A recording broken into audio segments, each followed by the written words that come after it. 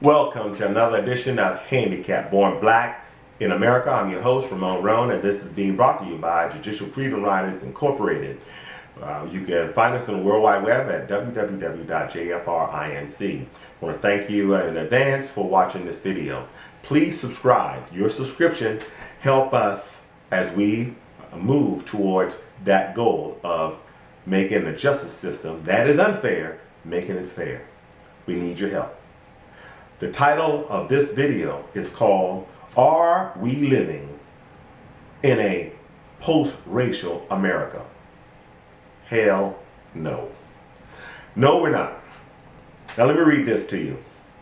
The issue of race has the potential to destroy this country because it is the most dangerous weapon. It is one that we wield in our very own hands.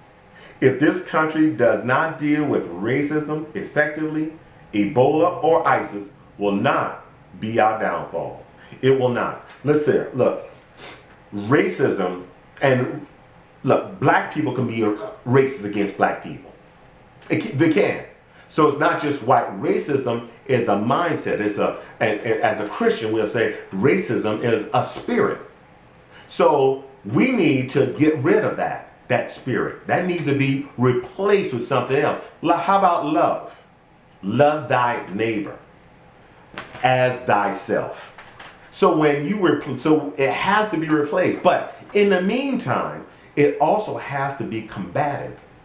You have to combat racism. Look, I was in the military for 10 years, and when taking that oath, the oath we took, that we raised our right hand and we said, I will defend this country, the Constitution of the United States, against foreign and domestic enemies.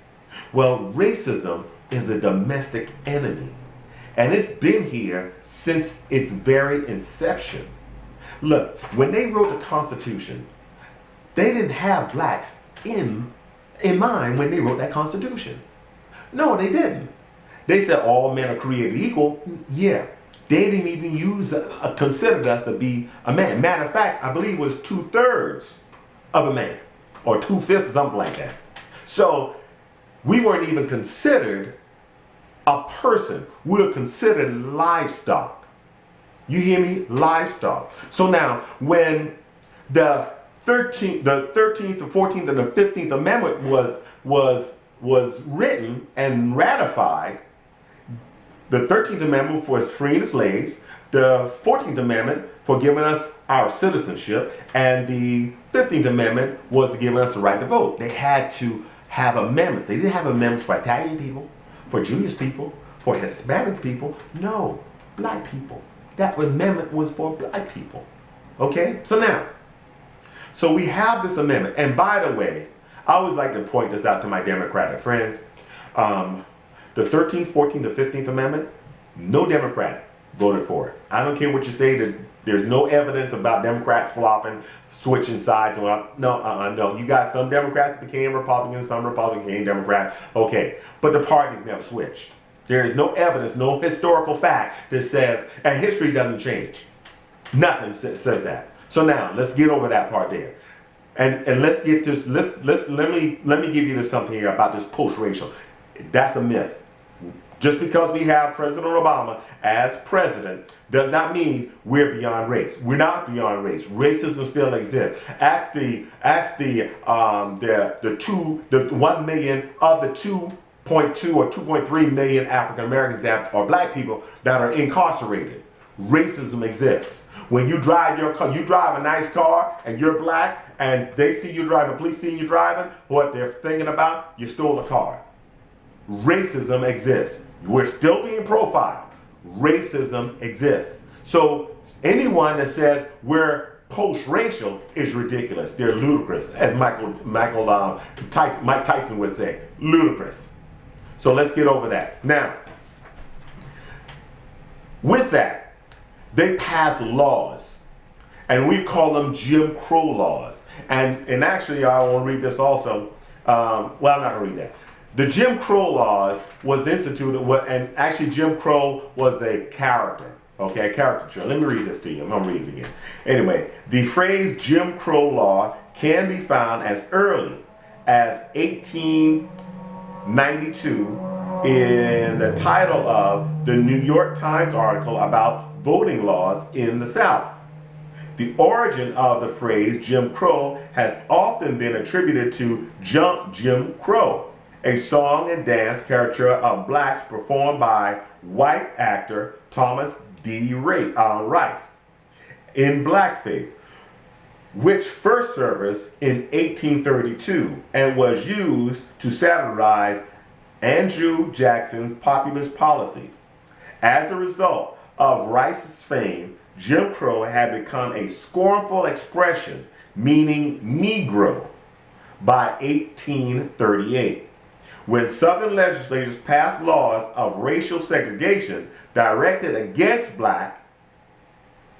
At the end of the 19th century, these became known as Jim Crow laws. There's also a term, black code, same thing, okay? So now, we have those laws. And so, when in 1964, when the Civil Rights Act was passed, they had to do away with Jim Crow laws. But however, just because they done away with the laws, you don't see those signs up anymore, that don't mean they still don't exist. They still exist. There's still Jim Crow, there's still a Jim Crow South or Jim Crow even North. So we're not beyond race. When the Senate leader, Harry Reid, said of Obama, he is a nice, light-skinned, well-speaking Negro. He used the word Negro when Barack Obama was running for office. Or I believe either he running for office or he got elected. So why would you use the word Negro? Why is just going to be Barack Obama is a fine American? That should have been the end of the story. But now, there's too much going on in this country continual about race for us to be considered post-racial. So anyone that tells you that this is post-racial, look here. 1.3 million African-American black people, I keep on wanting to change that. Anyway, black people are discriminated against because of their color in the workplace. The actual unemployment rate for blacks, if you factor in the labor participation rate, is like 37.2%. I'll put it on the link.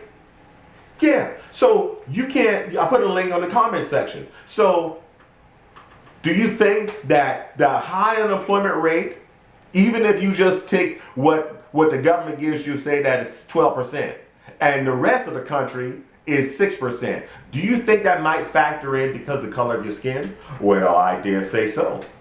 That's right. Now, our leaders of the 60s in the civil rights era, they did a marvelous job in coming into bringing us to this point. And I'm talking about to the Civil Rights Act and the Voting Rights Act in 1965. But we're still a ways to go. We still got work to do. That's why John and I and Larry Singletary, that's why we formed Judicial Freedom Riders, because there still is work to do regarding race. You think that you have all your constitutional rights. You don't.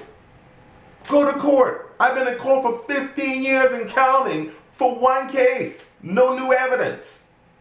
I'm saying, John has been fighting his case to move in a house that he built for 7 years and counting. So the only difference is that we're black. Now, I thank you for your time. My time is up. This has been another edition of Handicapped Born Black in America. Please visit our website at www.jfrinc, and please subscribe to this channel. May God bless you and may God bless America.